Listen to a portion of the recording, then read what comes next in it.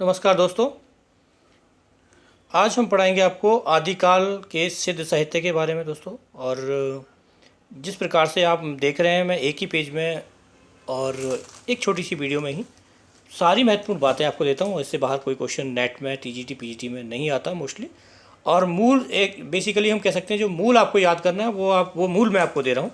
और बाकी विस्तृत क्लासें मेरी और भी पड़ी हैं, उस पर आप देख सकते हैं। तो ये जैसे क्लासेस मैं बना रहा हूँ, इसकी मैं दोस्तों पूरी कहानियों पर, जितनी भी कहानियाँ हमारे सिलेबस में लगी हैं 21-22 उन कहानियों पर, नाटकों पर, उपन्यास पर, निबंधों पर मैं पहले से बना चुका हूँ। आदिकाल पर भी एक पहले वीडियो इसी प्रकार की बना चुका हूँ और ये आदिकाल की दूसरी वीडियो है जिसमें मैंने बड़े आसान और सरल तरीके से आपको याद करने के लिए एक सारणी बनाई हुई है जिस पर आपकी सारे महत्वपूर्ण बातें याद कर सकते हैं। ट्रिक की कोई आवश्यकता ही नहीं है। अगर आप इस तरीके से पढ़ लेंगे तो आपको कोई भविष्य में ट्रिक की ज़रूरत पड़ेगी ही नहीं, आपको ये सब कुछ याद रहेगा। तो दोस्तों, आप सभी का अभिनंदन, स्वागत करता हूँ आपके अपने YouTube चैनल सफलता की सीढ़ी में। मैं एस आर शर्मा आपको बता रहा हूँ सिद्ध साहित्य के सिद्धों के बारे में और उनकी जरूरत। तो सबसे पहले दोस्तों जो सिद्ध आते हैं दोस्तों वो हैं सरपा, जिनका समय काल राहुल सांस्कृतायन ने बताया था 769 ईस्वी। वो प्रथम सिद्ध है दोस्तों। गुरु के बारे में कोई चर्चा नहीं की गई है। रचनाओं के नाम पर उनका एक दोहा कोश है जो कि अनुपलब्ध है, अभी तक उपलब्ध नहीं हुआ है। राहुल संस्कृतायन ने इनको एक दोहा कोश बताया था और उससे कुछ पद भी उन्होंने अपनी पुस्तक हिंदी की एक जो पुस्तक लिखी है उसमें दिया भी है। ठीक है।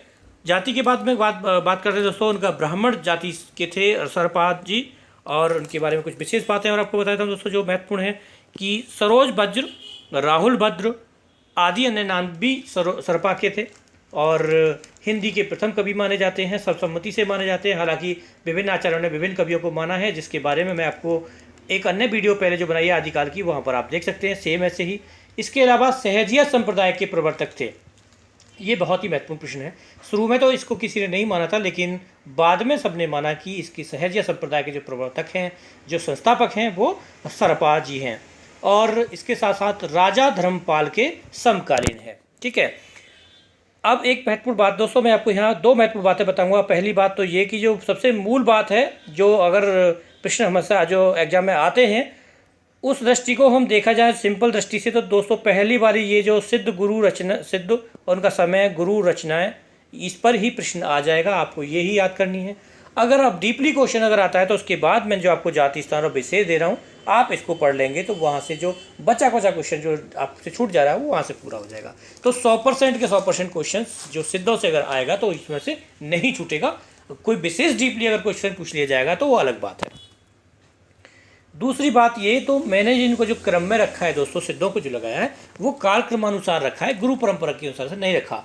क्योंकि गुरु परंपरा से अगर रखा जाता तो सरपा के बाद सबरपा आते, फिर लुईपा आते, परंतु कालक्रम के अनुसार जो आते हैं वो सरपा, लुईपा और सबरपा आते हैं। तो मैंने कालक्रम की दृष्टि से रखा है, और क्योंकि एक प्रश्न कालक्रम की दृष्टि से भी आता है। तो अब चलते हैं दूसरे नंबर पर। दूसरे नंबर पर दोस्तों लुईपा आते हैं, जिनका समय 773 ईस्वी राहुल जी ने बताया, और उनके गुरु हैं सबरपा। उनकी पुस्तक है एक दोस्तों लुईपा गीतिका, जिसमें कि 240 पद हैं। ये कायस्थ परिवार से ताल्लुकात रखते हैं सबरपा जी, लुईपा जी, माफ करना, लुईपा जी। और इनके बारे में और मैं आपको बात बताऊंगा कि सिद्ध साधना की दृष्टि से सिद्धों में सबसे ऊंचा स्थान जो है वो लुईपा का है। एक प्रश्न कैसे कई बार आ भी चुका है, एग्जाम में पूछा जा चुका है, टीजीटी पीजीटी और अपर ग्रेड जितने भी एग्जाम है दोस्तों, ये पूछा जा चुका है कि, और इवन IAS PCS जो कॉम्पिटेटिव एग्जाम है दोस्तों, वहाँ से भी सिद्धों के क्वेश्चन बहुत आते हैं। सिद्धों को और नाथों के प्रश्न वहाँ से भी बहुत आते हैं, बौद्ध धर्म के क्वेश्चन आते हैं।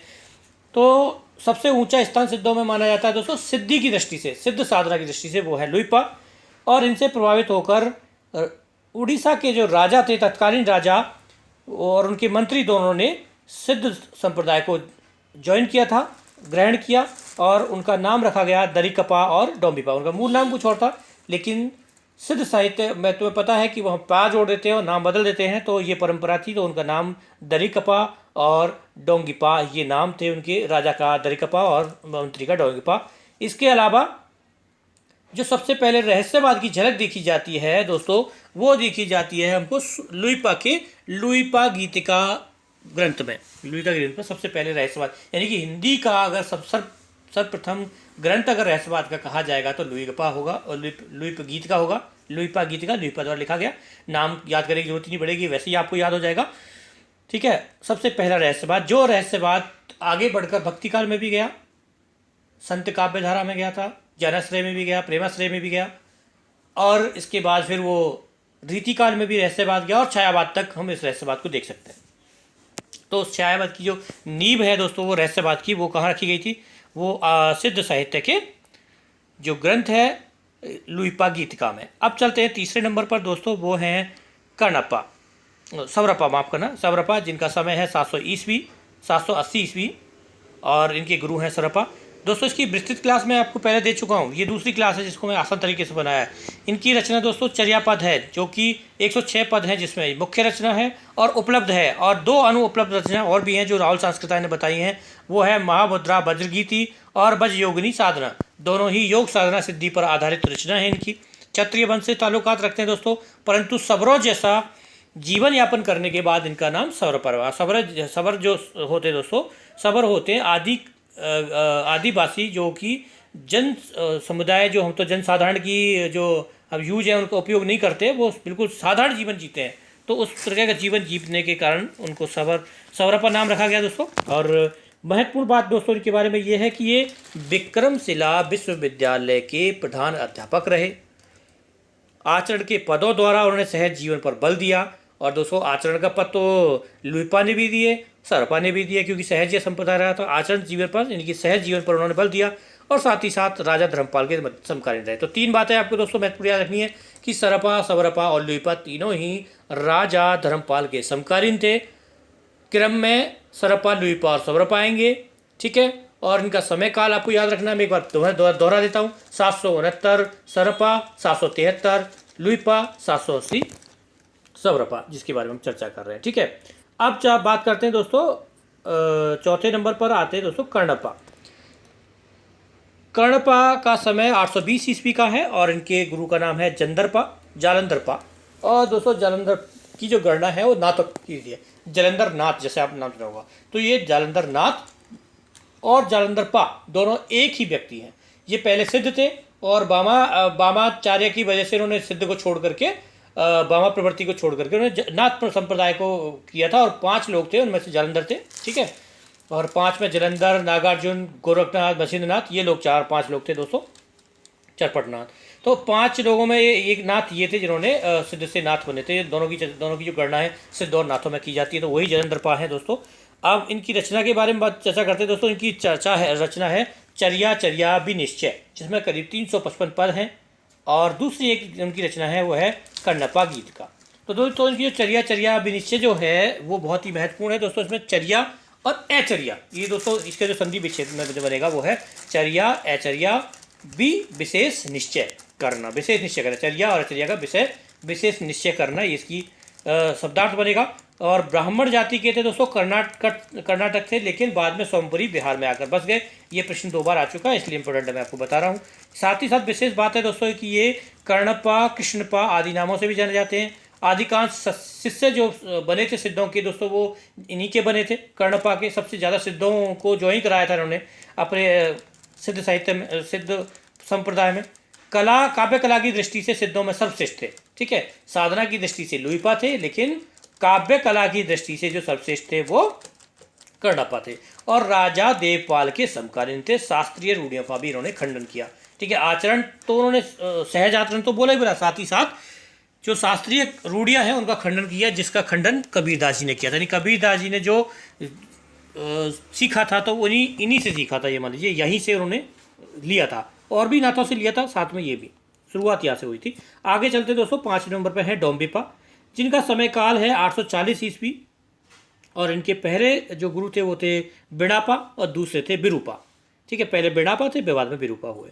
इनकी रचना है दोस्तों 3 है, डोम्बी की गीतिका, योगचर्या और अक्षरद्वीकोपदेश।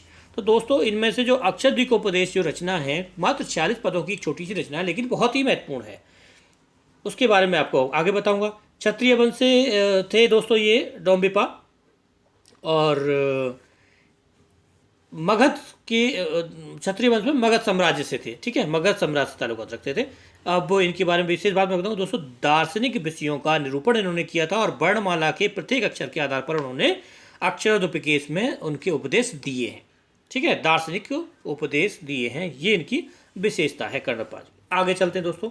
अगले हैं छठे नंबर पर दोस्तों कुकुरिपा। कुकुरिपा जो हैं उनका जो समय है दोस्तों 897 विक्रम संवत जो है बताया है राहुल सांस्कृता जी ने। हालांकि इनके बारे में समय के बारे में कोई कंफर्म नहीं है आज तक, सर्वमान्य मत कोई भी नहीं है दोस्तों, कोई सर्वमान्य मत नहीं है, इनका सही समय का आज तक पता नहीं चल पाया है।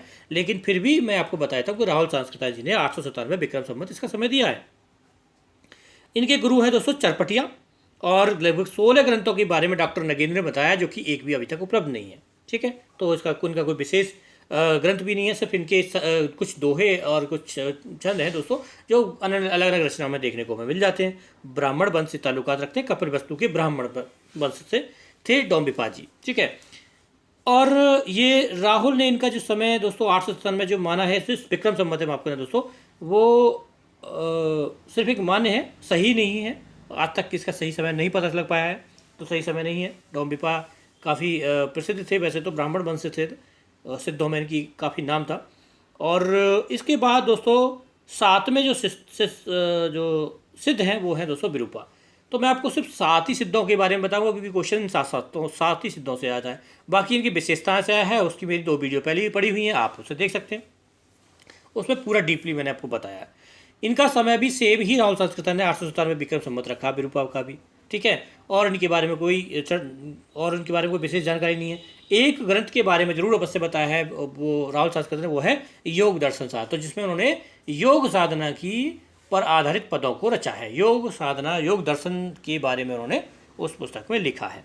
ठीक है दोस्तों, तो ये दोस्तों सिर्फ एक पेज में बड़ी सरल तरीके से, आसान तरीके से एक ही पेज में सारणी के रूप में आप सारे सिद्धों, उनके समय का, उनके समय को, उनके गुरुओं को, उनकी रचनाओं को, उनकी जाति स्थान को और उनके बारे में जो विशेष बातें हैं उनको आप इसमें बड़े आसानी से समझ सकते हैं, बहुत आसान तरीके से, बहुत सिंपल तरीके से। ठीक है दोस्तों, मैं ऐसा शर्मा पुनः अभिनंदन करता हूँ आप सबका हमारे यूट्यूब चैनल सफलता की सीढ़ी में। और ये मेरा नंबर है दोस्तों, अगर किसी प्रकार की साहित्य से जानकारी चाहिए आप बेधड़क होकर मुझे मैसेज कर सकते हैं, व्हाट्सअप मैसेज कर सकते हैं। और हमारे जो पेड कुछ ग्रुप चल रहे हैं, अगर आप उसमें ज्वाइनिंग करना चाहते हैं तो अभी भी समय है दोस्तों, ज्वाइन कर सकते हैं। अभी एक जो 3rd ग्रुप है उसमें अभी आदिकाल की कुछ 4-5 ही क्लास हुई हैं, तो आप चाहें तो उसमें ज्वाइन कर सकते हैं। धन्यवाद दोस्तों, आपका दिन शुभ रहे। बस आपसे एक ही गुजारिश है दोस्तों आपसे कि प्लीज़ अगर आपको वीडियो मेरी ये तरीका अगर पसंद आ रहा है, मेरा कंटेंट आपको अच्छा लग रहा है और मेरा पढ़ाने का जो ये टेबल नुमा तरीका है ये अगर पसंद आ रहा है तो प्लीज़ वीडियो को लाइक करें, शेयर करें, जिससे कि ज़्यादा से ज़्यादा लोगों को पता चले। जिससे ज़्यादा से ज़्यादा लोग जुड़ेंगे तो मेरा मनोबल भी बढ़ेगा। जितने ज़्यादा लोग बढ़ेंगे मैं और भी अच्छे तरीके आपके सामने पेश करूँगा आपको याद कराने के। साथ ही साथ कमेंट करके मुझे अवश्य बताएं कि आपको कैसे लगी वीडियो। धन्यवाद दोस्तों, आपका दिन शुभ रहे, मिलते हैं आगे।